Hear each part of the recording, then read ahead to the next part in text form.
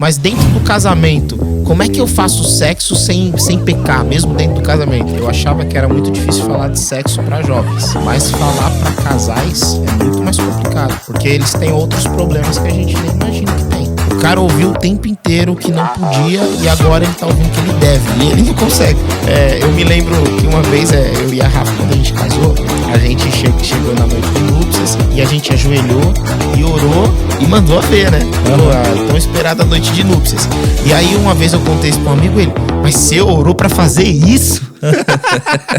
Tem que orar, ué. Bora pra mais um papo de igreja? A gente tem que falar de uns temas muito cabulosos. Ia ser legal se fosse mais sobre comida, sobre o ar-condicionado novo da igreja. Mas hoje vamos falar de um tema que talvez seja menos pesado, só que igualmente tabu, que é sexo.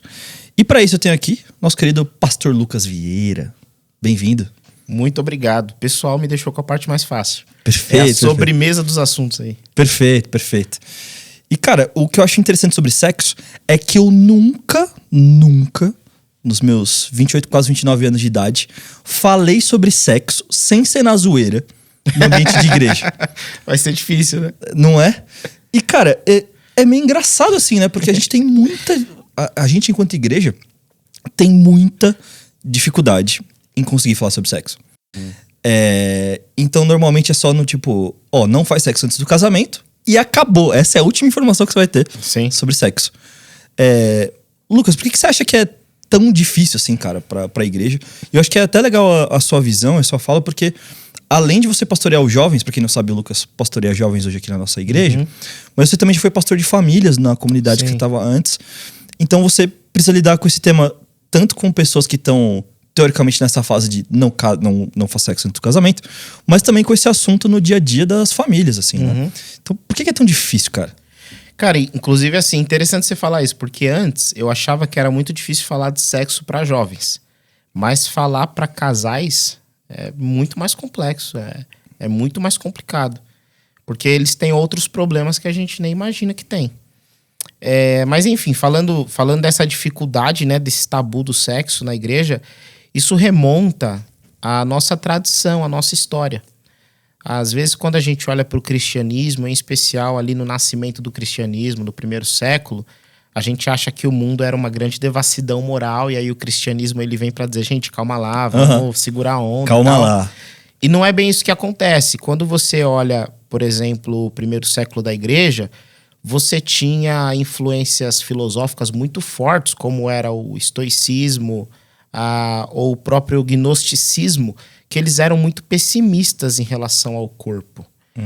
Por exemplo, o estoico ele acreditava que o autocontrole, esse controle de si mesmo e o distanciamento das pulsões, das paixões, dos instintos, ele era absolutamente bom e uma virtude por excelência.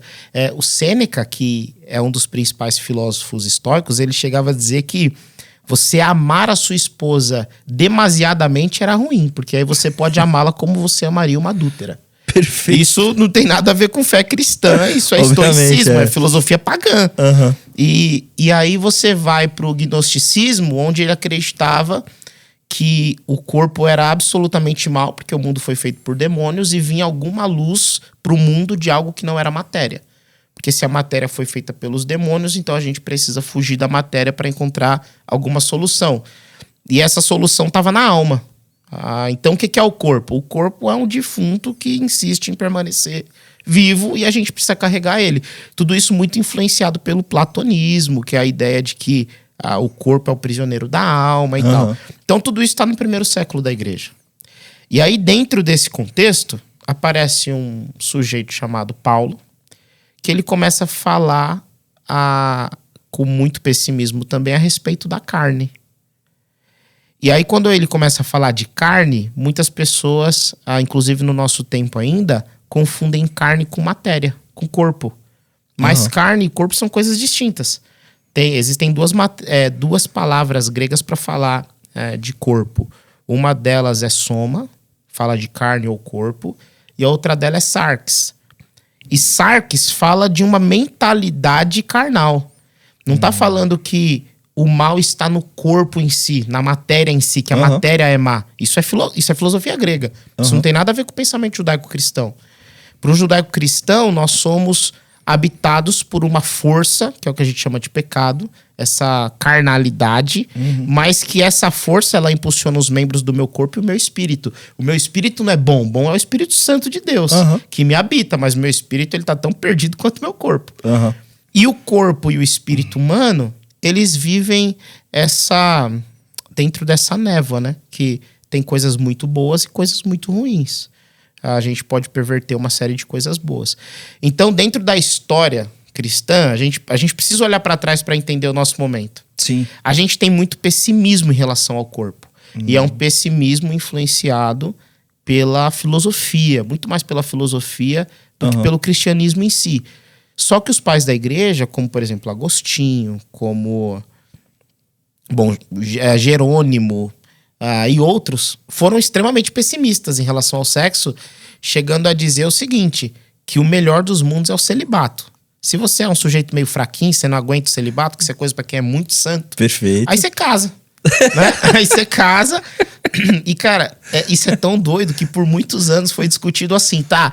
Mas dentro do casamento, como é que eu faço sexo sem pecar, mesmo dentro do casamento? Caramba. Então, até hoje isso é discutido em alguns ambientes, sabe? Então, o tabu, ele vem dessa história. A gente sempre lidou um pouco mal com o sexo. E em especial com o prazer. O prazer é um grande tabu para a fé cristã.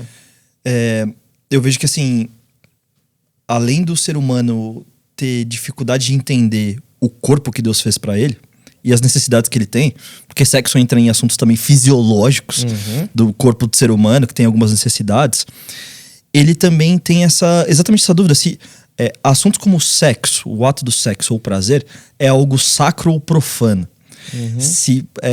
Ou até mesmo o simples ato de falar-se sobre isso, se é algo sacro ou profano.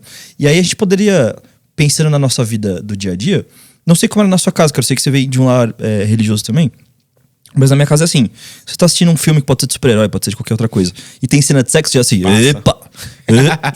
pega o controle, passa urgente e avança. E que aí, eu acho que até muitas vezes a fonte que você vai achar de informação disso é exatamente através da cultura pop, através das pessoas que estão ao seu redor, que aí vai desembocar outros problemas, a gente pode falar mais sobre isso. Mas então, cara, olhando pra cena da igreja de hoje, principalmente assim, cara, você também falou assim sobre esse lance de dificuldade de falar com a família. O que te pega, assim, enquanto pastor que tá ali, teoricamente, com o domínio do discurso? Quais são os receios, assim, cara? Quais são os bloqueios que pra você, enquanto pastor, te pega na hora de conseguir falar abertamente, assim, sobre sexo? Cara, tem uma coisa que eu acho que tá bem na base do discurso, que é antes de entrar na questão da sexualidade ou do sexo em si. Que é o seguinte, é a forma que a gente vê Deus. Existem duas maneiras de você interpretar um assunto ético, como é o sexo para o cristão, um assunto moral, ético, etc. Uma das maneiras é você entender que Deus, ele tem mandamentos e você precisa se sacrificar para cumprir com esses mandamentos, senão Deus vai ficar muito bravo com você. Esse é um jeito de interpretar. Outra forma, e a forma que eu interpreto, é você compreender que Deus é um Deus criador e o Deus que cria seres humanos, ele cria a vida, ele cria a história, ele sabe como se vive bem a vida, como se vive bem a história. E por isso ele diz assim, olha, Lucas, existe um jeito legal de viver o sexo. E existe um jeito que pode acabar com a tua vida, que pode machucar a tua família, que pode machucar a tua casa, que pode machucar a tua adolescência.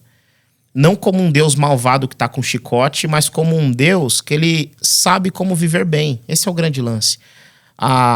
Quando a Bíblia diz, por exemplo, fala a respeito da misericórdia de Deus, da graça de Deus, até o apóstolo Paulo ele diz isso. Mas e aí? Diante dessa graça, dessa misericórdia, a gente vai fazer o quê? Vai pecar mesmo, então? Porque já que a graça tá aí, tamo junto, é nós e tal. E ele fala, lógico que não. Mas esse lógico que não dele, né, não é simplesmente assim, lógico que não, porque Deus vai ficar chateado. Não é isso que ele tá querendo dizer. Ele tá dizendo, lógico que não, porque o pecado, ele destrói a tua vida. O pecado é uma dor que você causa a si mesmo. Então, a primeira coisa que eu penso é, a gente precisa tirar o sexo desse lugar de existe uma série de mandamentos, de um apanhado de temas morais e éticos que agradam a Deus ou desagradam a Deus. A gente precisa sair desse lugar e pensar o seguinte, o meu Deus é um Deus criador. Ele sabe como se vive bem a vida. E ele gosta que eu tenha prazer. Deus, ele gosta que eu tenha prazer. Ele se alegra com o meu prazer. E ele colocou o meu prazer em um lugar da minha vida que ele sabe que vai me fazer bem, que vai me alegrar, que vai cuidar de quem eu sou, que vai cuidar da minha casa, que não vai me destruir. Quando eu olho para isso, e aí eu volto para a Bíblia e vou ler o que Deus falou a respeito do sexo, eu digo assim, pai, obrigado, o senhor tinha razão. O sexo nesse lugar aqui, por exemplo, o sexo no lugar do casamento, de fato abençoa a minha casa. O sexo na adolescência, de fato, não abençoa a minha relação com outra pessoa.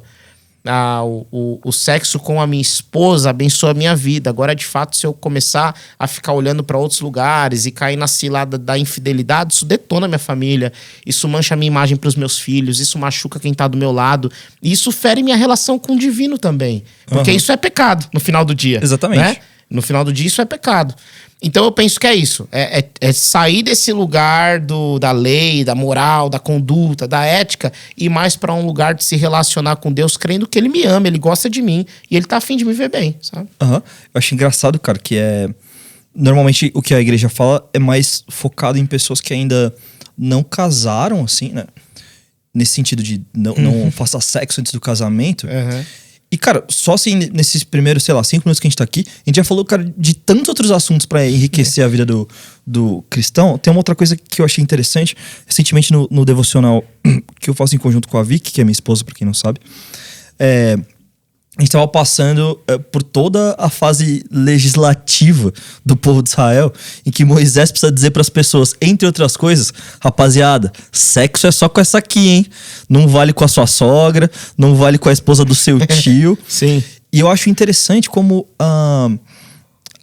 por mais que pra quem for ler, pra quem for encarar esse trecho do Pentateuco, vai ser super maçante, mas como Deus também é cuidadoso em nos mostrar que as mesmas dúvidas e pautas e dificuldades que talvez existiam tantos mil anos atrás, são questões que se conectam com hoje, porque no final das contas sexo faz parte da relação humana e faz parte daquilo que Deus fez, né?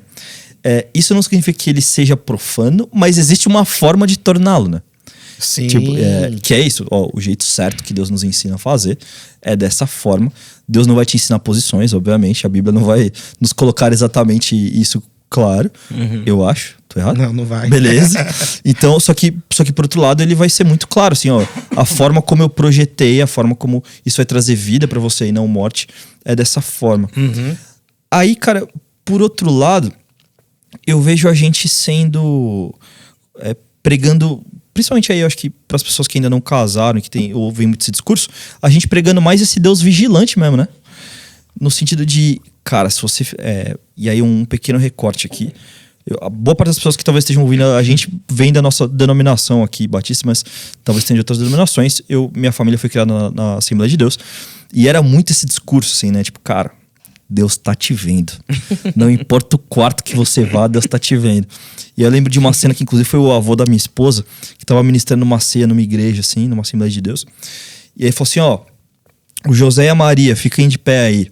O José e a Maria fizeram sexo, foi assim, assado, e a partir de agora eles estão excluídos da comunhão da igreja por um período de disciplina. Que assim, eu entendo essa doutrina da Assembleia. Por outro lado, reforça muito essa ideia assim, do Deus vigilante, e pouco reforça na vida e no coração, seja de um jovem, de adolescente, de um adulto, o sentido de, cara, existe uma forma que Deus preparou pra isso. Relaxa, eu sei que é uma necessidade, mas Deus também pode te ajudar com essa vontade, acalmar essa fé interior. Mas aí, cara, por que você acha que é mais difícil falar sobre isso pra casais do que pra jovens, assim? Então, eu acho que o principal motivo é porque a gente, enquanto igreja, passou desde que o jovem faz, 13 anos, 14 anos, a gente tá dizendo que ele não pode. Não pode. Tira a mão daí, não vai no cinema, toma banho gelado, não pode. Aí esse jovem, ele faz 25 anos, ele casa. E na cabeça dele, o sexo não pode. Aí, quando você fala não pode, e não dá porquês, não constrói, etc., você pode criar na cabeça dele uma neurose, uma repressão, que vai vazar por outros caminhos. Teve uma pesquisa que foi feita numa universidade dos Estados Unidos, que todo mundo tinha acesso a celular, tecnologia, etc., para ver quantos daqueles jovens acessavam pornografia constantemente. Uhum. E para não surpresa da pesquisa, o número deu mais de 90%. Uou. Então o que eu tô querendo dizer é, você tá dizendo não pode, não pode, não pode, isso vai vazar para algum lugar, isso vai vazar para algum lado. Então quando esse jovem chega no casamento, ele agora tá diante de uma mulher e essa menina tá diante de um homem, e eles estão ali diante um do outro, só que tudo que eles vivenciaram de sexo antes disso foi podre. Uhum. Foi pornô. Foi imaginando coisas e tal.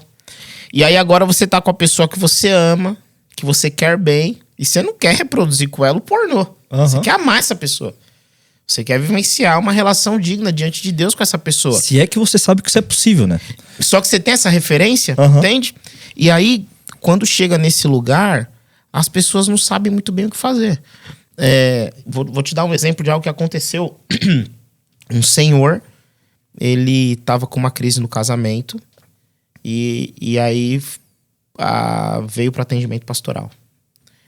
Pastor, eu cometi um erro, minha esposa descobriu e tal, eu adulterei. Tá, mas o que aconteceu? A verdade é que ela descobriu, mas eu já venho fazendo isso há muito tempo. E ela descobriu tudo. O que estava rolando e tal. Eu amo minha esposa, quero continuar com ela, quero restaurar meu casamento. Não gostaria de ser infiel a ela, mas eu não consegui, eu não tive alternativa. Como assim você não tem alternativa? Me explica melhor. Ele falou assim, pastor, eu vou jogar limpo com você. Como é que eu ia fazer minha esposa fazer sexo oral em mim? Eu gosto muito de sexo oral. Como é que eu ia dizer pra minha esposa fazer isso em mim? Ela é minha esposa. Ela é mãe dos meus filhos, cara. Caramba. Na cabeça dessa pessoa, ele entendeu que existe uma relação com a pessoa que é mais íntima dele, que é pervertida. Existem coisas nessa relação que eu não posso fazer porque tem uma perversão nelas. Então eu não posso fazer isso porque senão eu tô profanando o corpo, a vida da minha esposa. Eu a amo, eu a quero bem, eu não posso fazer isso com ela. Agora, eu posso vivenciar isso dentro do campo do que é profano. É o que você estava falando da sacralidade. Sim. É a dificuldade de compreender que o sexo dentro do casamento é sagrado. O Lee falou uma coisa na pregação dele quando ele falou sobre homossexualidade. Ele falou assim, que o casal, na hora que ele se torna uma só carne, ele representa a própria Trindade. E eu me lembrei muito do C.S. Lewis, quando o C.S. Lewis disse que é no sexo que a gente realmente se une uma só carne na profundidade que a Trindade é unida, no sentido do Pai ser unido ao Filho e unido ao Espírito. Que é no sexo que isso acontece para nós, enquanto o êxtase de uma relação de unidade extremamente profunda. E aí quando você ouve um senhor falando isso, você fala, cara, o que ele tá vivendo na relação sexual dele? Outro caso muito peculiar assim que eu peguei foi isso em algumas situações. Esse segundo caso são casais que não conseguem fazer sexo, não fazem sexo. O cara ouviu o tempo inteiro que não podia e agora ele tá ouvindo que ele deve e ele não consegue. Você vai do extremo de não pode e agora você começa deve. E aí a pessoa fica em parafuso. Aí eu percebi que falar não pode para os jovens é bem mais fácil do que lidar com as famílias depois que já está desgastado. Inclusive é por isso que com o jovem eu tento não dizer não pode, simplesmente. Sim. Eu tento construir a ideia de o que é o sexo para a vida. O que é o sexo aos olhos de Deus? O que é o sexo na nossa fé? Você entendeu porque é importante viver isso aqui dentro do casamento e não antes? Aí a pessoa fala, entendi, eu quero viver esse negócio. Não é pode, não pode. É a compreensão mais profunda. Entender para que ela encarne esse compromisso, assim. Né? Exatamente. Cara, pra mim é tão sério esse lance da gente não falar sobre sexo, porque na cultura, essa pessoa vai ser bombardeada por informação e por uma pregação de como o sexo deve ser, porque basicamente na cultura você vai entender o sexo como sendo o ápice de qualquer relação humana com qualquer pessoa. Algo basicamente como o reforço da necessidade e não do compromisso, né? Então vai ser mais importante você saciar a necessidade que você tem agora. Então baixa um app aí, encontra a pessoa que você acha que é mais legal. E basicamente a gente torna as pessoas que são a imagem e semelhança de Deus em meros produtos, né? E aí, por outro lado, a igreja tem uma voz muito importante de ensinar, de posicionar, de mostrar. Mas por conta das dificuldades todas, seja com casados, seja com mais novos ou com a igreja de uma maneira geral, a gente se cala. E aí, basicamente, essa pessoa ela vai ser ensinada, mas por outra voz. Então, basicamente, todos esses problemas é o rebote do que você vai receber aí a bomba no gabinete pastoral, mas que, de certo modo, nós ajudamos a plantar parte desses problemas, né? Faz sentido? Muito sentido. Existe uma disputa narrativa, mesmo que silenciosa. Eu, esses dias, estava lendo um artigo que dizia assim: é ensurdecedor o silêncio da igreja em relação ao sexo. E aí era uma voz do ambiente acadêmico dizendo: é ensurdecedor o que a igreja não diz. Porque a gente, de fato, se cala, mas tem um nível de exigência, um nível moral que a gente está exigindo. Aí a pessoa ela pode olhar pra gente e falar assim: mas por que você não me falou que era tudo isso aí? Por que você só me disse que não podia? Sabe? Eu penso que a gente tem um caminho de ser mais educativo. É que assim, o sexo, por ser um tabu, é um tema muito delicado de trabalhar. Por exemplo, um exemplo pensando aqui de forma pastoral. Eu vou e digo assim: olha, o sexo te torna uma só carne com uma pessoa. Aí uma pessoa que já foi abusada um dia ouve isso.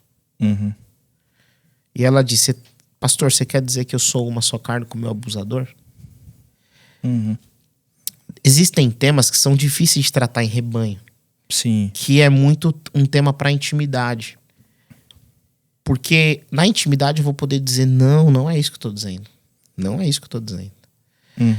Mas no rebanho é difícil. Às vezes você diz algumas coisas que você não sabe quais são as marcas que isso tá gerando nas pessoas que estão ouvindo. Eu me lembro uma vez que eu preguei aqui na IBM, e aí no final do culto chegou um rapaz judeu, e ele falou assim pra mim: pastor, eu posso te dar um feedback sobre como eu me senti enquanto alguém que é judeu? E ele não era da religião judaica, mas da etnia. Entendi.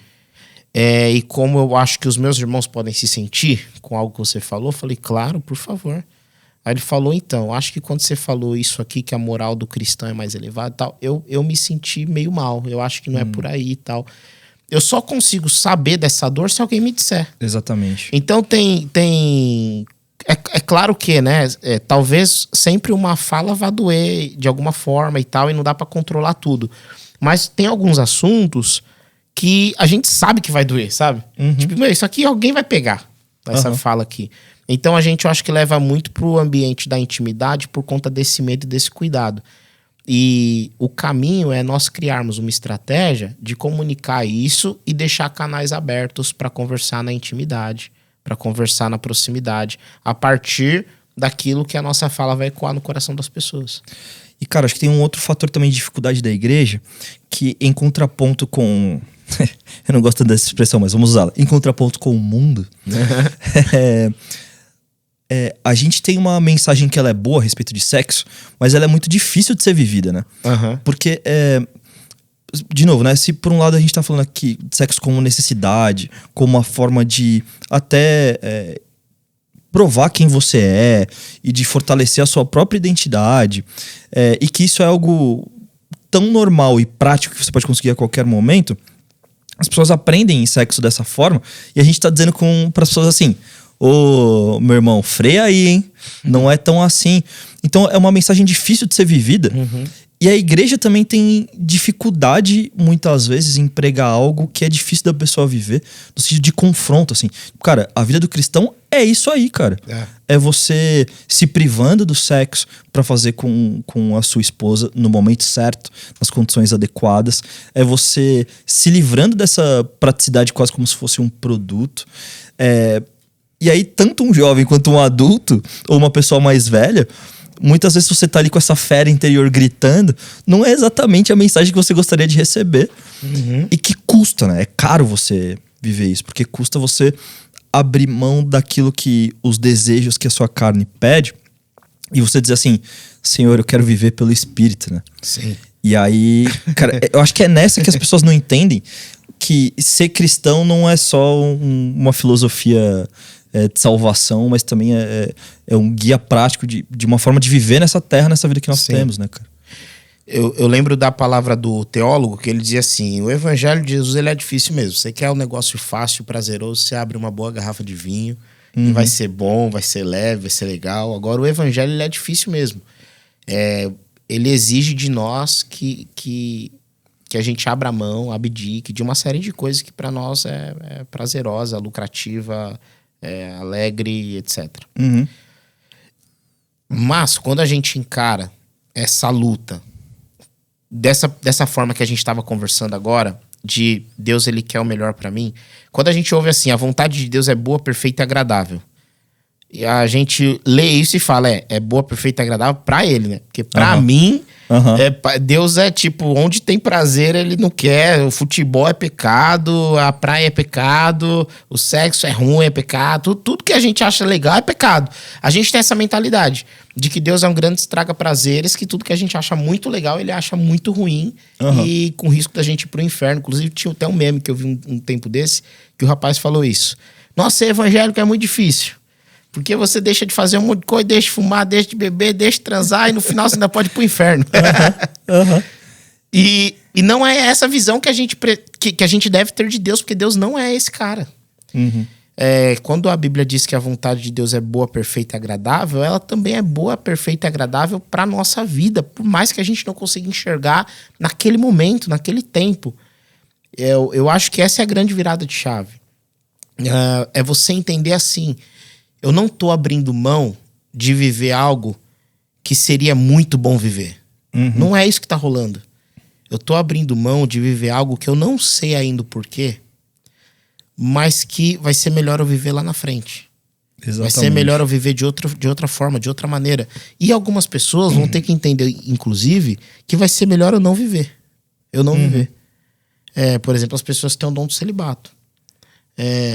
Talvez no começo seja nebuloso e em algum momento ela... entendi. Sim. Cara, tem uma coisa também que me vem muito à mente quando a gente fala sobre pornografia, que é uma das coisas que a gente citou aqui como um dos escapes para essa pressão. Talvez para gerações mais velhas que estejam ouvindo a gente, lidar com pornografia seja algo um pouco mais simples. Para gerações que já vêm aí com a existência da internet, é impossível você fugir. É impossível. Em algum momento você vai ser alcançado por algo. Seja pelo algoritmo na rede social que vai te oferecer algum conteúdo que beira a pornografia explícita. Seja por comercial. Seja por elementos de pornografia que são usados em filmes que tem classificação livre. Ou por comerciais, esse tipo de coisa. E aí tem uma coisa que assim, a gente quanto igreja, a gente tem dificuldade de ensinar, a gente não fala. Essas pessoas, elas vão ser bombardeadas por informação de alguma forma, e o consumo delas também faz a tua cabeça achar que o prazer que você vai obter é desse jeito.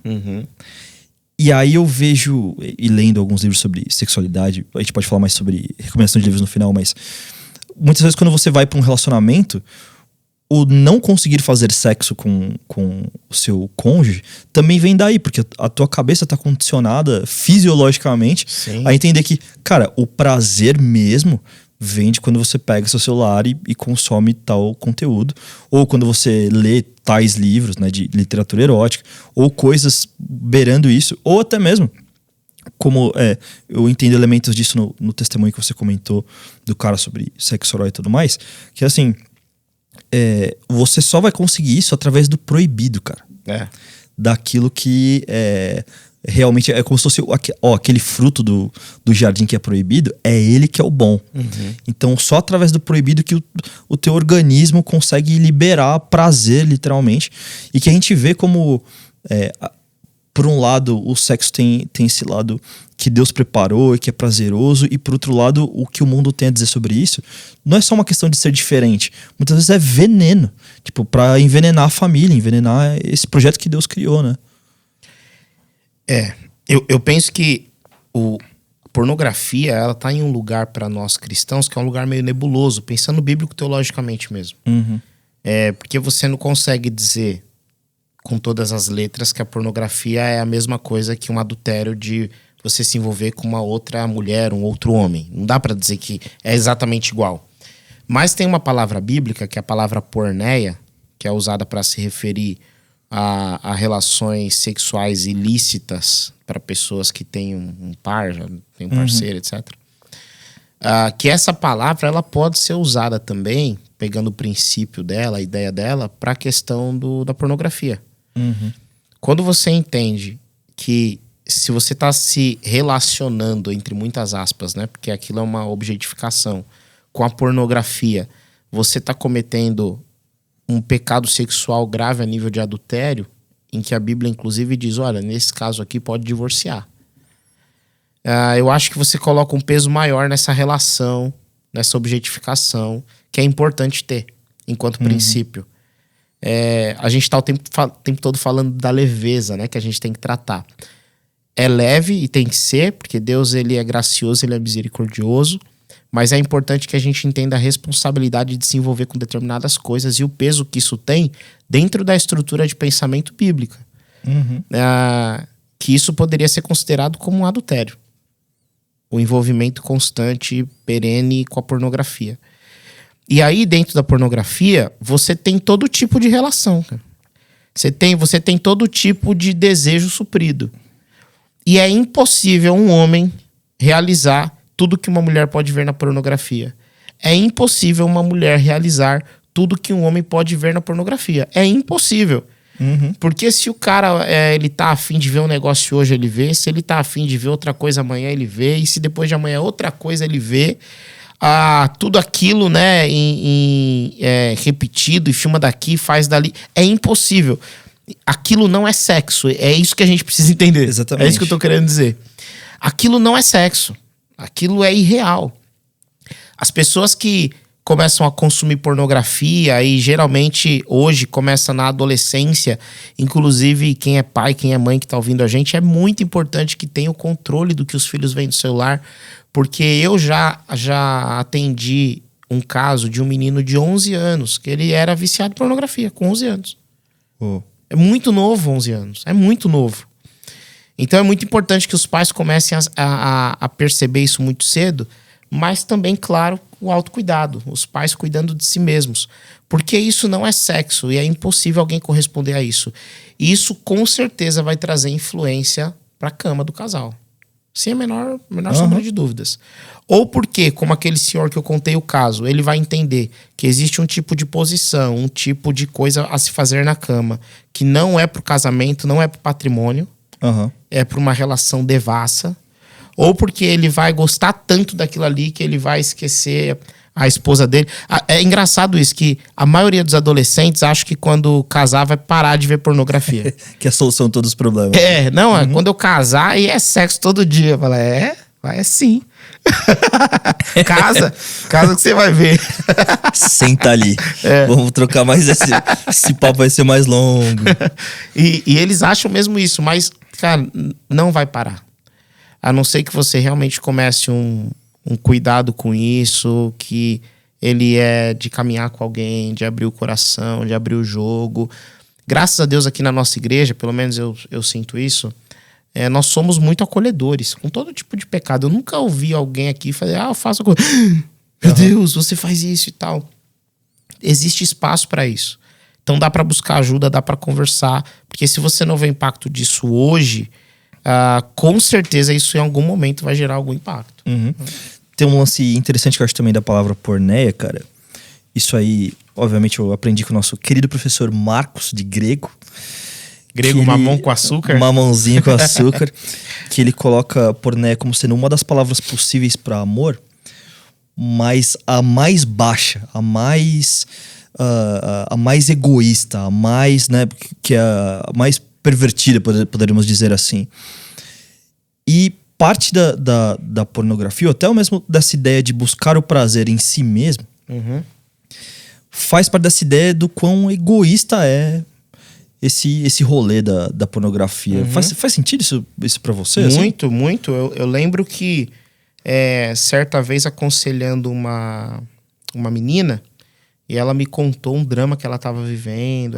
Ela tava fazendo sexo com o namorado, mas o namorado já não queria saber dela. Tava, tipo, rejeitando ela. E aí dava, sei lá, 2 semanas, o cara queria se aproximar sexualmente dela e mandava uma oi, sumida e tal, e não sei o quê. E eu me lembro que eu me encontrei com essa menina várias e várias e várias vezes, e o mesmo tema, e tratando e cuidando, até uma hora que não tinha mais o que fazer. Sim. Eu falei assim, olha, deixa eu te falar o que tá acontecendo, eu preciso descrever pra você, eu peço desculpa pelos termos que eu vou usar. Tava eu e a Rafa atendendo essa menina. Falei assim, olha, o que esse garoto tá fazendo com você, ele tá se masturbando usando o seu corpo.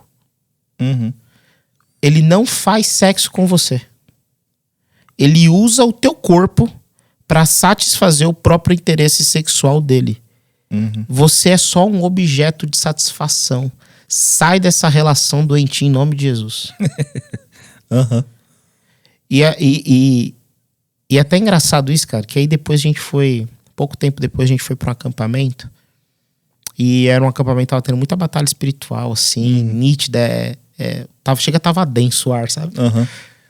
E aí eu me lembro que em uma das noites, ela veio chorando muito pra mim e pra Rafa e falou assim, eu acho que eu finalmente tô liberta. Eu acho que eu finalmente tô liberta. E a gente orou com ela e de fato ela saiu dessa relação. O que eu tô querendo dizer com isso? É que essa objetificação do corpo para um prazer pessoal não é só de uma relação de Tinder. Pode ser uma relação de namoro, que você jura que a pessoa tá apaixonada, mas você tá sendo objetificado, objetificada. Você tá sendo desrespeitado, desrespeitada. Inclusive, cara, isso é tão forte que pode estar dentro do casamento. Sim. Quantas pessoas não são usadas e objetificadas dentro do casamento? Eu vejo muito, Vini, hoje o sexo no casamento como uma expressão de cura. E na medida em que eu sou curado, eu também promovo cura. O apóstolo Paulo, quando ele fala para pessoas casadas, ele diz assim, olha, não se abstenham por muito tempo do sexo. A não ser que seja por razão de oração, mesmo assim, ora rápido. Ele tá dizendo. Porque senão você fica muito suscetível à tentação carnal. O que ele tá dizendo é, se você fica muito tempo sem sexo, você vulnerabiliza o outro. E por amor ao outro que você não quer deixar vulnerável, para que a tua casa não seja destruída, você se doa, você se entrega, você o cura. Você o cura. E essa expressão é muito bonita porque tem tudo a ver com o outro. Exatamente. E pouco a ver comigo. Quando Paulo fala assim, olha, o seu corpo não é mais seu, mas é dela, e o corpo dela não é mais dela, é seu. Aí vem alguém e diz assim, mas isso aí um tá usando o outro, como vai mandar, vai obrigar. Não é dessa relação que o Paulo tá falando. O Paulo tá falando de uma relação de amor que eu entendo. Eu preciso satisfazê-lo para curá-lo. Eu preciso satisfazê-la para curá-la. É uma relação muito desapegada de si mesmo, sabe?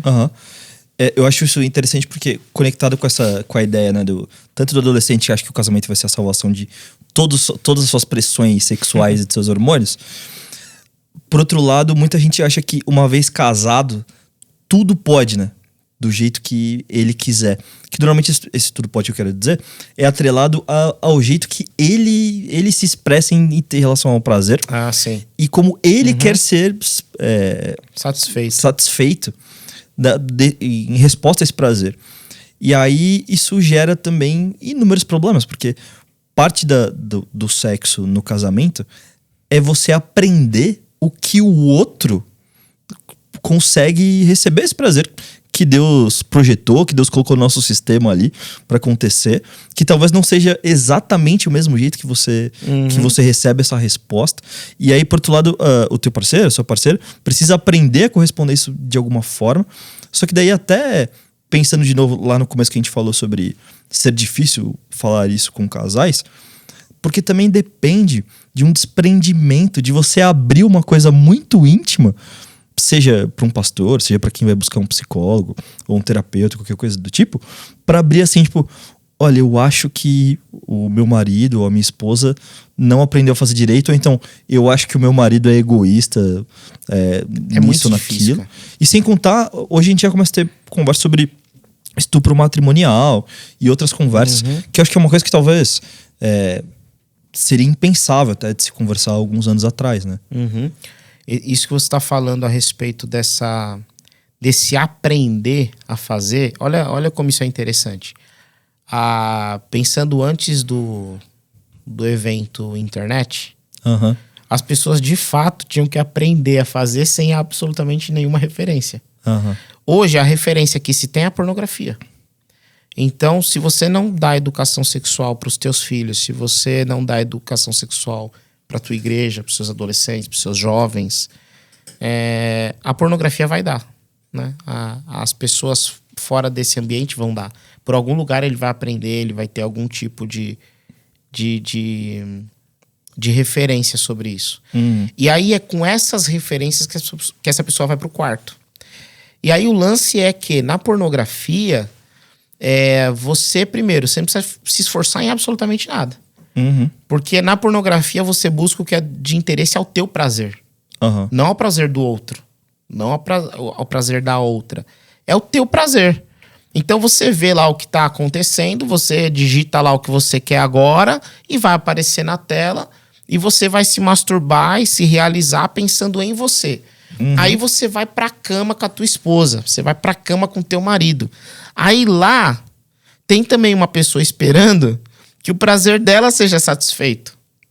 Só que agora você tem que se esforçar. Agora você tem que trabalhar. Agora você tem que também entender. Então, como é que gosta, qual é o jeito, onde que toca, onde que pega, onde que... E cada pessoa é de um jeito. É realmente um desenvolvimento e um caminho de... como é que eu posso abençoar você aqui? Eu me lembro que uma vez, eu e a Rafa, quando a gente casou, a gente chegou na noite de núpcias e a gente ajoelhou e orou e mandou a ver, né? Pô, a tão esperada noite de núpcias. E aí uma vez eu contei isso pra um amigo, ele, mas você orou pra fazer isso? Tem que orar, ué. Pedir ajuda de Deus, é igual aquele meme da irmã que falou assim: não existe nada melhor depois de fazer amor do que dizer um glória a Deus. Muito bom, cara. Mas por que eu tô dizendo isso? Porque às vezes a gente coloca isso no universo do proibido justamente por conta da pornografia. A gente coloca isso dentro do ambiente do que é profano. A gente pega aquelas práticas que quer trazer pra cá, a gente pega o hedonismo que quer trazer pra cá, e por vezes é necessário cair de joelhos e dizer assim: Senhor, eu não quero viver o que eu vivi na pornografia aqui. Esse é o meu matrimônio. Senhor, eu não quero profanar o que o Senhor consagrou e tornou santo. E eu quero viver todas as alegrias dessa relação e as alegrias disso aqui diante do Senhor. E a gente submete essa relação ao Senhor. Cara, tem um negócio que eu achei interessante. Eu tenho sido confrontado com isso no livro do Joey Rigney, que inclusive eu mandei pra você lá. Porque ele te faz olhar que muitas vezes aquilo que a pornografia ou a tua imaginação ou qualquer outra forma que você tenha de consumir sexo sem ser no casamento te faz perceber que muitas vezes isso também é a resposta para outras mazelas da tua vida. Por exemplo, muitas vezes a pornografia ela te faz imaginar que você é um rei, que você é um ser assim poderoso e que a pessoa que tá ali na sua frente, ela tá para te servir do jeito que você quer ser servido. Então isso mostra como você tem também no coração uma ferida muito grande com o ego e que talvez você nem perceba, assim, talvez na vida real, assim, você seja uma pessoa tranquila, assim, que não necessariamente você é essa pessoa que sai puxando o tapete dos outros, né? Que seria talvez um outro sintoma disso, mas que é ali no sexo ou na pornografia que você consegue mostrar, ter isso escancarado. E aí eu acho até engraçado. Tem uma cultura que tá vindo do Japão pro Brasil, que é a cultura do Maiden Café, que é exatamente essa cultura de você ser atendido por uma pessoa que vai te tratar como você sendo o senhorio dela, né? Então, meu Lorde, como é bom ter você aqui, eu quero te atender do jeito que for perfeito para você. E que na imagem, assim, para as pessoas que nunca viram isso, pensem, sabe aquela fantasia de faxineira? Sabe? Né? Meio sexual, assim, né? Aquele vestidinho preto muito curto, com um babadinho branco, um negocinho branco aqui assim e tal, um decote. Então, é mais ou menos essa estética da coisa, como se você realmente fosse um lorde. No Japão, em especial, e eu falo isso porque eu estive lá, em breve vou voltar, se Deus quiser. Você anda nas ruas e as meninas estão, cara, pode estar o frio que for, vestidas desse jeito, assim, na rua, pra te chamar pra elas... para que elas sejam as suas servos, de certa forma. Então eu acho engraçado também, cara, como a gente trata o sexo como sendo uma parte da vida humana que tá completamente isolada do resto desses nossos sentimentos, dessas outras nossas falhas de caráter e tudo mais, quando na verdade ele faz tão... Tipo, Deus projetou isso para que fosse tão parte...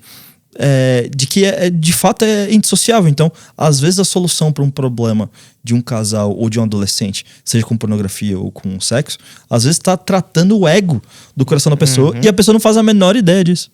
Tem uma... Você falando agora, eu lembrei de uma série, eu acho, já deve ter assistido, não sei, a série O Terapeuta. Ele é uma série da Globo. E é com Selton Mello, né? E ele é o terapeuta e tal. E aí tem um dos clientes dele, é um rapaz que ele começa a ter problema na cama com a esposa. E ele não tinha isso, ele foi fazer exames físicos e estava tudo bem, ele não tinha disfunção erétil, nada. Mas ele tinha um problema que ele não estava conseguindo mais. Chegava na hora H, não ia. E aí ele vai para terapia e diz: o que será que está acontecendo comigo, doutor? E durante as conversas, eles vão percebendo que quando a esposa dele começou a ganhar certa notoriedade, ela começou a ficar famosa, escrever livro, dar palestra, etc. Passou a não precisar mais tanto da ajuda financeira dele. Ela começou a brilhar mais que ele dentro de casa. Ele não conseguia mais se relacionar com ela naquele lugar de submissão, ou aquele lugar de uma posição hierárquica inferior, porque ele não sabia, mas isso estava na cabeça dele. E aí a questão dele não conseguir se relacionar com ela tinha muito mais a ver com a parte mental dele, psíquica dele, do que com uma disfunção erétil, né? Alguma coisa desse tipo. E aí ele a culpava e tinha raiva dela por isso. Porque ele dizia: se eu sou saudável, a culpa só pode ser dela. Né? Por que ela foi pegar esse caminho? Por que ela foi estudar o que ela estudou e tal? E tem tudo a ver com o que você está falando, que é algo que a gente olha e acha que tem a ver com o sexo, mas não. Tem a ver com uma disposição psíquica que precisa ser tratada e trabalhada. Essa questão desse sujeito que acha que é um deus, ou a questão desse cara que acha que a mulher está numa posição de subalternidade, ou ela tem que estar para conseguir se relacionar. Tem alguma questão psíquica, emocional que precisa ser curada. O que ele precisava era de um terapeuta e de um pastor. Né? E ele achando que precisava de, sei lá, de um comprimidinho lá. Eu acho que, cara, uma coisa que fica claro, assim, é que o sexo na igreja é tão importante porque se você tiver problema, você precisa de ajuda. A gente martelou muito aqui em pornografia, e que é um desafio para mim, como acho que para quase todos os meninos e meninas da minha geração e das outras também. É muito difícil você conseguir encontrar saída para esses problemas e você enfrentar esse desafio da caminhada no espírito e de você entendendo esse compromisso de que o que Deus tem para mim, a forma como Ele planejou é o melhor para mim. É muito difícil você fazer isso sozinho. Você encontrar as respostas para isso sozinho. E aqui, uma das coisas que a gente teve numa das gravações recentes é que a gente se esquece também que o pastor, por mais que não pareça às vezes, ele tem um papel que pode ser importante nesse processo. Sim. Porque parte desses problemas que a gente está dizendo estão conectados com a alma. E aí, obviamente, o psicólogo ele é importante para ajudar na caminhada, o psiquiatra vai ser importante para algumas questões, alguns médicos específicos vão ser importantes também, mas o pastor e a comunidade vão ser importantes para olhar para tua alma e saber como é que tá isso e ao mesmo tempo analisar e falar assim, cara, isso aqui que você tá me relatando em relação ao sexo, pornografia, qualquer questão que seja, tá conectado com isso aí, a gente precisa orar sobre isso, a gente precisa caminhar sobre isso. Inclusive, cara, como lidar com pornografia, assim, hoje, com jovens, assim, cara. O que você tem aconselhado eles nesse sentido? E que eu acho que também pode ficar de um início dessa conversa para quem nos ouve. Antes de falar dessa questão da pornografia, vou pegar um gancho naquilo que você estava falando. Bora. Que eu queria orientar, assim, você que tem alguma questão na área sexual ou na pornografia, etc. Há três possibilidades de rede de apoio e talvez use as três, que faz todo sentido. A primeira é: não deixe o seu cônjuge de fora disso. Converse com a pessoa que está com você. Eu, por um tempo, eu já encarei também muitos problemas com pornografia. Era difícil para mim. Ainda hoje é, óbvio, mas já foi uma questão, né, maior. E eu me lembro que uma vez eu estava abrindo isso com uma roda de amigos, conversando, a gente fazendo confissão de pecados e orando uns pelos outros, se ajudando e tal. E aí, na medida que a gente conversava, a Rafa foi chegando, assim. Aí os caras... Aí eu falei, mas vocês acham que eu vou contar pra vocês o que eu não contei pra ela ainda? É ela que, na hora de ir pra cama dormir, é ela que leva o meu celular. Amor, você tá indo deitar? Leva o meu celular. Ah, não, porque senão você não consegue. Não é que eu não consigo, é que pode ser que hoje eu não consiga. Então, pra já cortar leva embora esse celular. Então, primeiro, abra com a pessoa que tá com você. Conversa. Explica. Tem uma questão que me incomoda, eu sei que é um pecado, eu tô lutando com isso, e eu preciso, inclusive, da sua ajuda nisso. Uma segunda rede são amigos espirituais. Eu me lembro de um rapaz que uma vez aqui na IBM chegou em mim e falou assim: pastor, eu conversei com os meus amigos me orientaram a falar com você, disseram que você podia me ajudar. Amigos espirituais, gente que se importa com a tua vida espiritual, se importa com a tua família, não vai ficar dando risada, não vai dizer que é normal, não vai brincar com algo que é sério e que pode moldar o rumo da tua vida, da tua história. Nem vai trocar dicas, né? Pô, qual que é o site que você tá usando? Não, eu vou ter que contar uma história sobre isso agora. Que teve um amigo que, na época do seminário, ele saiu do seminário já há muito tempo, mas ele me contou assim que na época do seminário, os meninos ficavam usando o Wi-Fi do seminário para ver pornografia. Eita. Os seminaristas. Que isso? Tudo molecadinha, 19, 20, e eles usavam o Wi-Fi do seminário para ver pornografia. E aí um dia o seminário soube disso, fez um grupo de apoio. Teve um momento muito bonito de confissão, oração, e a galera confessando e tal. E aí o seminário tomou uma decisão de que eles iam bloquear todos os sites e tal. E a partir de um horário X eles iam colocar uma senha no Wi-Fi para ninguém conseguir usar. Aí teve um dia que um dos meninos achou a senha. Conseguiu a senha lá e tal. E aí ele caiu na pornografia de novo. Nessa que ele caiu, ele falou: não acredito, cara, caí de novo, mas que vacilo e tal. Ligou pro menino do outro quarto, falou: você pode dar um pulo aqui no quarto? Preciso orar, preciso de ajuda. Aí esse outro menino foi lá e falou: o que aconteceu? Cara, caí na pornografia, descobri a senha, acabei, putz, que saco, vamos orar. Aí oraram, tal, não sei o que, e voltou pro quarto. Quando ele volta pro quarto, ele me mandou: mas você ainda tem a senha aí? Então é aquela assim, oh, meu Deus, que você tá ajudando, mas correndo risco, né? O tempo todo. Mas a segunda rede de apoio são os amigos. Amigos espirituais. Inclusive, às vezes você vai falar isso pra um amigo, achando que vai ser julgado, e ele vai dizer assim: finalmente tem alguém pra falar sobre isso. Eu também não tô bem, também tô precisando de ajuda. Também preciso de ajuda, também tenho minhas fraquezas, também tô querendo a senha, e eu preciso de alguém pra me ajudar nisso. E o terceiro é a igreja, a comunidade de fé. Existem pessoas que não têm isso na comunidade de fé, que sabem que falar algo assim vai vir pedra de tudo quanto é lado. Né? Mas não é o caso da IBM. Por graça de Deus, a nossa comunidade ela tem sido um bom lugar de acolhimento. E a gente pode te ajudar, a gente pode conversar, a gente pode andar junto. Eu me lembro sempre do texto de Tiago, que ele diz: confesse seus pecados a Deus para serem perdoados, mas uns aos outros para serem curados. A cura vem a partir da confissão de uns aos outros.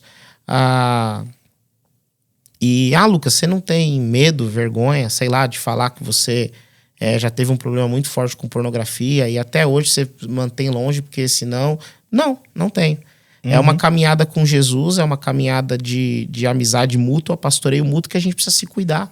A gente precisa se ajudar, se acompanhar, para que todo mundo fique bem. A ideia é essa. Exatamente. Inclusive, acho que dá pra gente fazer um Ctrl-C, Ctrl-V pra vida de quem talvez esteja praticando sexo fora do casamento, seja antes ou durante um casamento e fora dessa relação, e que precisa buscar ajuda. E eu acho que a igreja tem um papel fundamental nisso. Quer dizer, ajudar essa pessoa a entender que Cristo tem um papel fundamental nisso. E ela é usada como uma ferramenta por Jesus para isso. E por outro lado, também para quem é um casal, independente da idade do casal, e que tem problemas nessas questões, existe algo que a igreja pode ajudar, por mais que seja difícil, esse momento de sentar, conversar, abrir o que tá rolando. E aí a gente começa a entrar em algumas pautas também, que a gente não falou tanto, mas porque também, tanto no casamento quanto em outras categorias de relações, é possível existir abuso. E também não é uma coisa que você consegue resposta e saída fácil e sozinho. E também entender que talvez se o teu parceiro tá cometendo algum abuso em relação a você, ou até mesmo se você comete ou sofre abuso com relação com qualquer outra pessoa, existe salvação também para quem comete isso. Existe ajuda para quem também comete isso, para ajudá-la a entender a forma como é, por mais que em alguns casos, em todos eles... E uma coisa importante para quem comete abuso, né? Existe salvação, ajuda e denúncia. Né? Isso é muito importante sublinhar. Isso quer dizer, por mais que as consequências existam e sejam difíceis da gente encarar. Sim. Porque, por exemplo, mesmo questão de pornografia, pode ser que uma pessoa chegue assim, pastor, eu tenho problema com pornografia, mas o que eu vejo é pornografia infantil. Sim. Então, assim, meu irmão, é possível se libertar disso. Mas, pra gente lidar isso, você também vai precisar enfrentar as consequências disso. É isso aí. Eu me lembro uma vez que um rapaz bateu na mulher, isso não foi comigo, foi com outro pastor, e ele confessou pro pastor. Eu bati na minha mulher, eu não sei o que eu faço, eu saí correndo de casa e tal. E o pastor falou assim, não se preocupe, eu vou te discipular. Mas antes eu vou precisar buscar tua esposa pra gente passar na DP pra fazer um boletim. Ele, mas você não vai me discipular? Ele, eu vou. Mesmo que você vá pra cadeia, eu vou fazer visita lá e vou te discipular. Mesmo que você vá pra lá. Então é isso, não eximir, não tirar as consequências disso, mas continuar o processo de cuidado de restauração. Mas as consequências sendo elas assumidas. Uma coisa que eu acho que a gente tem que tomar muito cuidado, primeiro, é de achar que alguma questão não tem resolução para Deus. Todas têm. Ele é o tapeceiro, ele é o médico dos médicos. Ou que ele tem medo da escuridão daquilo que nós nos enfiamos, né? Ele já sabe, ele mergulhou na morte, ele venceu a morte por causa de você mesmo. Mas outra coisa que a gente não pode errar também é de ser conivente com uma série de coisas em nome do amor e tal. Não. A gente precisa pontuar e restaurar. Pontuar, responsabilizar, mas restaurar. Continuar assumindo um papel de pastoreio. E eu queria, inclusive, falar de uma outra coisa que você falou, que é a questão do abuso. Mas por que falar disso? A gente tem falado muito sobre o sexo, que ele pode ser uma bênção, uma alegria, uma dádiva, mas ele também pode ser uma maldição, uma destruição, uma dor muito profunda. E dentro da experiência sexual, a gente precisa sempre considerar a sacralidade da vida e do corpo e da alma do outro. Porque o sexo, ele nunca envolve só um corpo. Ele envolve uma experiência completa de uma pessoa. É uma pessoa inteira, completa, um corpo habitado por uma alma. E tudo isso vai pra cama. Não vai pra cama só o corpo. Exatamente. É a pessoa completa. E quando uma pessoa tem a sua pessoalidade invadida e ela é abusada, você tá trazendo tanta dor, tanta lacuna, tanto sofrimento para a vida dessa pessoa, que você não faz a menor ideia do que você tá causando na história dela. Você pode estar destruindo para sempre a história de alguém. E eu tô falando aqui de um abuso, e a gente já pensa um adulto abusando de uma criança, alguma coisa desse tipo, mas eu quero falar também para você que vive uma relação de abuso no teu namoro. Vive uma relação de abuso no teu casamento. Essas relações abusivas que desconsideram a sacralidade do corpo, da pessoa completa, que é a outra pessoa, e objetificam, fazendo, como eu falei no exemplo anterior, quase que usando a outra pessoa como um objeto sexual de masturbação, porque o outro não tem nada naquela relação. Você pode estar destruindo e causando feridas tão profundas na vida dessa pessoa que você precisa se responsabilizar por isso e frear esse ciclo urgentemente. Porque a dor que isso causa é muito profunda, cara. É muito profundo, isso precisa parar. Eu já atendi algumas pessoas abusadas. Cara, que dor. Como isso corta o meu coração. Ainda há algumas semanas eu cheguei em casa um dia mal de um atendimento. E eu chorei, cara. Porque a vida pastoral tem dessas, né? Esses dias mesmo eu tava falando com a Rafa que um casal veio pra gente e contou assim: pastor, a gente tem uma novidade, a gente comprou um apartamento, a gente tá dando passo pro casamento, tal, e a gente, pô, que legal, mega feliz com esse casal, vão noivar, comprar o apartamento e tal. Passou 1h30, se tanto. Um outro casal nos liga e diz assim: pastor, a gente tá passando por um dilema no nosso casamento que tá beirando o divórcio, a gente não sabe o que fazer e a gente precisa de ajuda. Você vai do, entre aspas, né? É que falar do céu ao inferno dentro do ambiente religioso causa uma... Mas você vai assim, né? Do céu ao inferno em 1h30. Isso é uma experiência comum, o tempo inteiro. E aí eu me lembro que nessa semana aconteceu isso. Eu tinha atendido pra uma pessoa que tava 10, bem, contando experiências e agradecendo a Deus por toda a história dela, que tinha conduzido ela até ali e tal. E depois me deparei com uma pessoa que teve a experiência absolutamente traumatizada por dores, por abusos, por abandonos. Gente, isso acaba com a vida de alguém. Isso precisa parar, sabe? Em nome de Jesus. E, cara, acho que muitas vezes, até falando do ato em si, do sexo, as pessoas não... Às vezes a satisfação dela vem de, durante o ato, a humilhação do outro. O domínio, né? A humilhação. Ou a depravação de alguma forma. E elas nem reconhecem isso como um abuso, talvez. É tipo, não, pô, é o jeito que eu me satisfaço aqui nas 4 paredes aqui da minha casa, tá tudo certo. Então, pastor, eu sei que a gente tá terminando já, mas você gostaria de rapidamente, então, ajudar as pessoas a entenderem ou a definir o que é o sexo, ou como um cristão deveria entender o sexo no formato, para ao mesmo tempo ele conseguir fazer um deparo, assim, tipo, poxa, se a minha relação então tá aqui, talvez algo eu esteja fazendo errado. Talvez em algo eu esteja tendo uma tendência abusiva de alguma forma com o meu parceiro, ou esteja passando por uma situação assim, para que ele possa reconhecer mesmo, enfim, a situação em que ele tá. Sim. Eu vou usar o Gênesis. É o texto que mais fala disso. O livro dos Inícios, ele diz que Deus ele cria o homem. Então ele, do lado do homem, da costela do homem, ele cria a mulher para ser a sua auxiliadora. Quero só sublinhar um negócio. Auxiliadora, na Bíblia, é um termo que é usado inclusive para Deus como auxiliador de Israel. Às vezes as pessoas falam que a mulher é auxiliadora num papel de subalternidade. De assistente, né? De assistente. E esse nome auxiliadora, esse termo, é um termo usado várias vezes no Antigo Testamento para se referir ao papel de Deus diante do povo de Israel. Então com certeza não é um papel de subalternidade, porque Deus é muito maior que o povo de Israel. E então, por conta disso, o homem deixará pai e mãe, eles deixarão pai e mãe e se tornarão uma só carne. O que significa deixar pai e mãe? Significa uma mudança geográfica, evidentemente, mas significa um deslocamento financeiro, um deslocamento emocional, um deslocamento espiritual, um deslocamento afetivo e o assumir uma independência plena enquanto pessoa para que você deposite a sua dependência, codependência, não no termo ruim da coisa, no outro. E vocês, então, agora deixam de depender de pai e de mãe e se codependem. É uma dependência mútua. Você se entrega completamente a alguém e alguém se entrega completamente a você.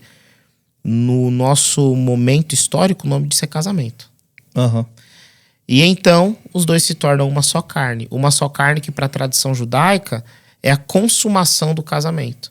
Algumas pessoas, alguns teólogos acreditam que o casamento, que o sexo, ele casa duas pessoas.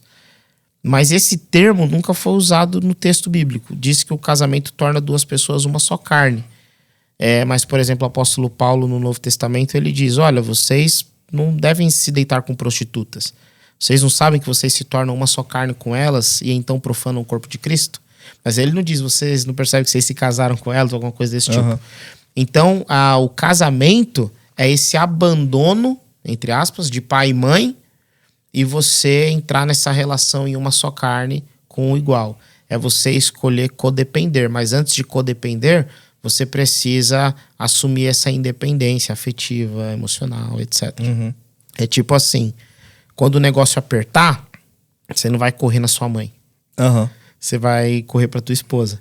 Nos dias maus é com ela, nos dias bons é com ela. No momento que a grana apertar é com ela, no momento que tiver grana é pra ela o presente também. É algo que você realmente desloca uma questão afetiva muito profunda pra essa pessoa.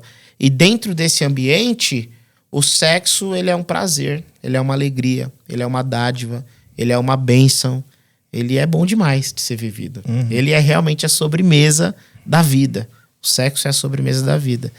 Agora, fora disso, o sexo ele pode ser um abuso, ele pode ser um estupro, ele pode ser um abuso no relacionamento do namoro, ele pode ser abusivo até dentro do próprio casamento, quando não tem codependência, por exemplo.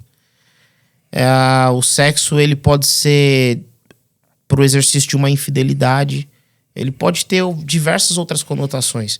O C.S. Lewis ele diz que nós somos pervertidos porque temos a qualidade de perverter todas as coisas. O sexo, ele não é pervertido.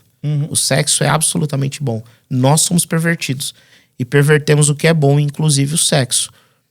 E para concluir, eu quero dizer, não deixe o prazer, essa tendência hedonista nossa, não deixe o prazer ser a sua única referência de fazer ou não fazer algo relacionado ao sexo. O prazer não pode ser a referência. O prazer é uma consequência, é um desdobrar, mas ele não pode ser a referência, não pode ser a decisão de vou fazer ou não vou fazer. Muitas outras coisas vêm antes do prazer nessa relação. Muito bom. Pastor, eu quero aproveitar então para as pessoas que são da nossa comunidade ou são próximas aqui, moram em São Paulo, e gostariam de contar com a nossa igreja para ajudar nesse processo, que pode ser simplesmente um discipulado, pode ser simplesmente quero caminhar junto, mas às vezes pode ser, pastor, acho que tem algo errado na minha relação, na forma como eu entendo sexo, na forma como eu pratico, ou estamos aqui pornografias e dependências e tudo mais. Eu gostaria de citar alguns ministérios que nós temos prontos para te receber, e a gente vai deixar aí na descrição certinho como é que você acessa eles.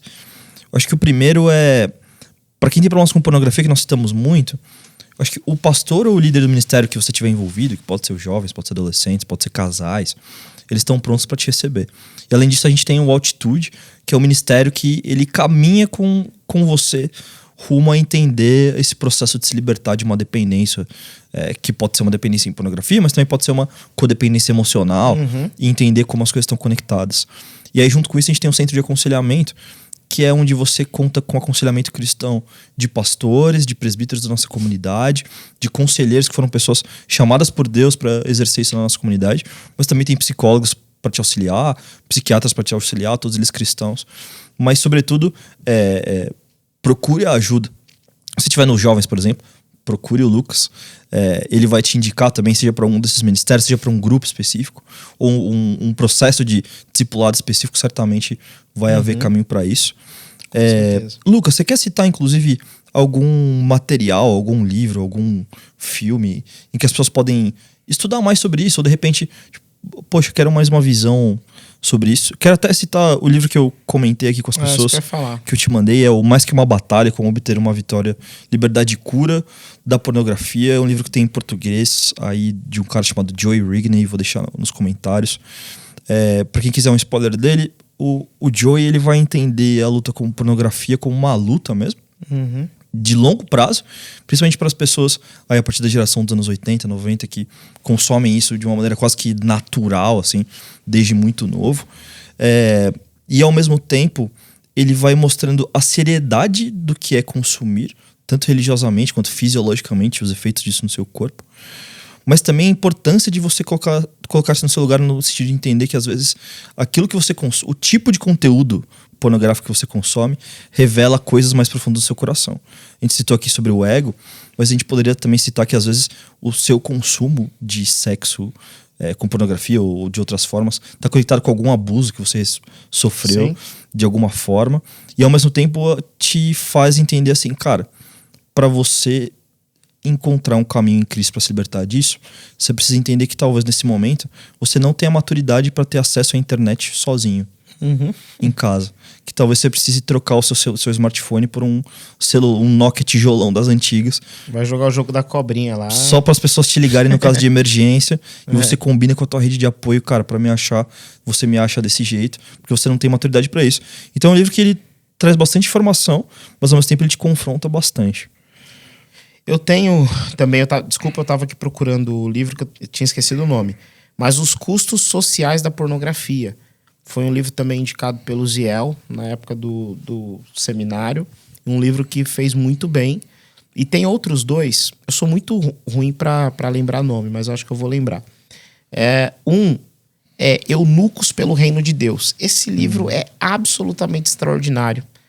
É talvez o melhor compêndio teológico sobre sexo, sexualidade, tradição da igreja que já fizeram. E ele é de uma escritora, uma teóloga católica, que é a Uta Hagen. Eu acho que é assim que se fala, Uta Hagen. Um livro assim, excelente. Esse é mais para quem quer estudar um pouco sobre esse tabu que é o sexo, por que ele é um tabu, por que essa questão do celibato. Ele é muito bom para isso. E tem um outro livro que eu ganhei da Ultimato, que é o livro do Ageu Lisboa. Ele é sexo. Agora eu não vou lembrar a sequência, mas é sexo, instinto, cultura e prazer. Espiritualidade, instinto e cultura, é isso? Isso aí. Instinto e cultura, é esse mesmo. E é um livro muito bom também. Esse já é mais prático. Esse já fala mais do nosso momento histórico, é um olhar mais contemporâneo. Ele é bem pequenininho. Ele tem um viés mais de ser um livro de espiritualidade, para te orientar em um caminho mesmo. O outro é mais de estudo, né? O Eunucos pelo Reino de Deus é um pouco mais de estudo. Show. Eu vou deixar as redes sociais do Lucas também nos comentários para quem queira trocar mais ideia sobre isso com o pastor.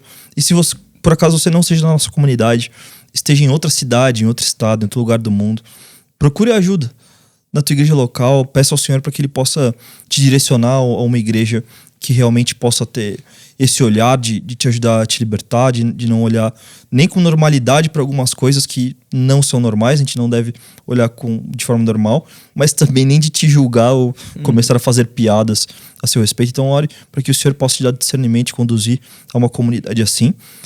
E sexo é bom demais. Bom demais. Bom demais. Bom demais. Então, Lucas, muito obrigado, cara, pela conversa. Eu que agradeço, muito bom. E vale dizer, inclusive, que para quem tá por fora, talvez, essa conversa faz parte de um contexto de uma série de mensagens que nós temos na igreja. Então, a gente tá gravando antes do Lucas pregar, mas quando você estiver ouvindo essa conversa, o Lucas já terá pregado. Então você pode conferir o nosso Spotify, os canais da nossa igreja, para ver a pregação dele na íntegra, em que ele vai, de fato, posicionar ali o que é sexo, como o cristão enxerga. Pelo que você já me deu spoiler, vai estar sobre pornografia, vai estar sobre alguns outros elementos. Então a gente tem sido muito desafiado aqui na igreja a olhar com seriedade para isso, ao mesmo tempo a estender essa conversa. Por isso que nós temos devocionais, essas conversas que a gente gostaria de seguir. Então, se você ouviu até aqui, não se esqueça, comente sexo no casamento com Jesus é bom demais. Não, se bem que com Jesus vai parecer que... vai ficar esquisito demais isso aí. Deus nos ensina que sexo é bom demais. Isso aí. Pronto. Boa. Comente Deus nos ensina que sexo é bom demais. Muito obrigado pela sua presença até aqui e até mais.